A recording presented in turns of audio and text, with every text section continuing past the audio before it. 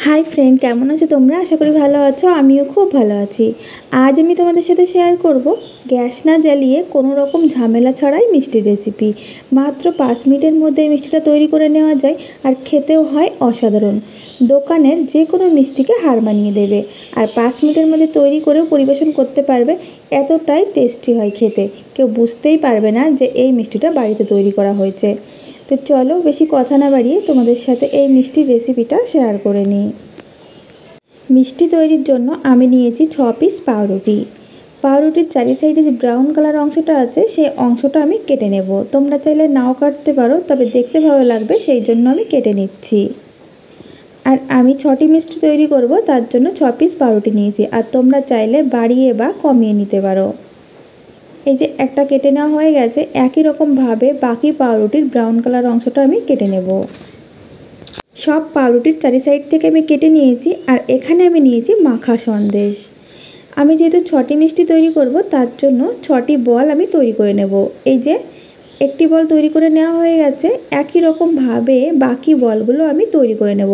একটু ছোট ছোট করে তৈরি করে নিতে হবে। 6টি বল আমি তৈরি করে নিয়েছি। আর এদিকে নিয়েছি দুধ।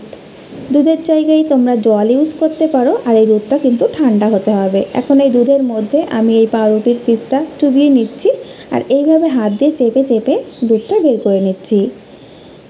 বেশিক্ষণ রাখবে না দুধের মধ্যে, তাহলে এই পাউরুটির পিসটা বেশি নরম হয়ে যাবে, তখন ভেঙে যাবে। আর একটি বল নিয়ে নিলাম মাখা সন্দেশের। এরপর আমি এইভাবে মুখটা আটকে দেব। আর যে বাড়তি দুধটুকু আছে সেই দুধটুকু আমি এইভাবে চেপে চেপে বের করে নিচ্ছি। এই যে একটি তৈরি হয়ে গেছে, একই রকম ভাবে আমি সবগুলো তৈরি করে নেব।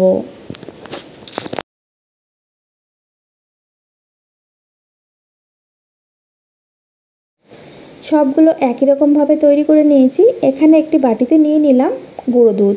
সেই গুঁড়ো দুধের মধ্যে একটি করে দিয়ে দেব আর এইভাবে কোট করে নেব।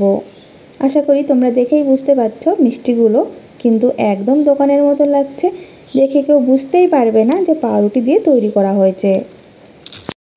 সব মিষ্টিগুলো একই রকম ভাবে আমি গুঁড়ো দুধের মধ্যে দিয়ে কোট করে নিলাম।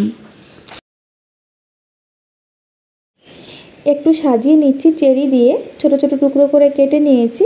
এতে করে দেখতে ভালো লাগবে, খেতেও বেশ ভালো লাগবে। তোমরা যে কোনো ড্রাই ফ্রুট দিয়ে সাজিয়ে নিতে পারো। তো বন্ধুরা, তোমাদের কাছে এই মিষ্টির রেসিপিটা কেমন লেগেছে? আর তৈরি করা দেখো কতটা সহজ, একদম কম সময়ে তৈরি করে নেওয়া যায় আর খুব কম উপকরণে তৈরি করে নেওয়া যায়। আর খেতেও হয় অসাধারণ। একবার তৈরি করে খেলে কিন্তু বারবার খেতে ইচ্ছা করবে। আর তোমাদের কাছে আশা করি আমার এই মিষ্টির রেসিপিটা ভালো লেগেছে। ভালো লাগলে লাইক, কমেন্ট এবং শেয়ার করে দিও।